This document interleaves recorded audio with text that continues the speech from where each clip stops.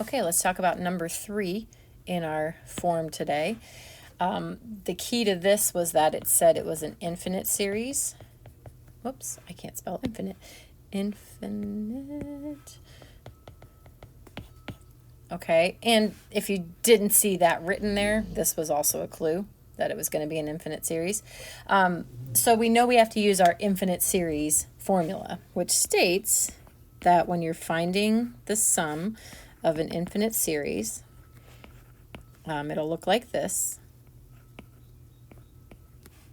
To do so, you're just going to do, I think we wrote it really simply as a sub 1 divided by 1 minus r is what we came up with. So to do this, it's pretty simple as long as we can identify each of those things in our formula. So a sub 1 is important. We look here to find a sub 1. If you look back up at your problem, that's going to be 5. And then it's really important that we know what r is. That's your rate of increase. And that's right there. So now we've got everything we need to find the sum. Whoops. To find the sum, and I guess normally when you're doing an infinite sum, you're not going to see this n written there. To find the sum, we're going to do a sub 1, which is 5, divided by 1 minus our rate, which is 0.5.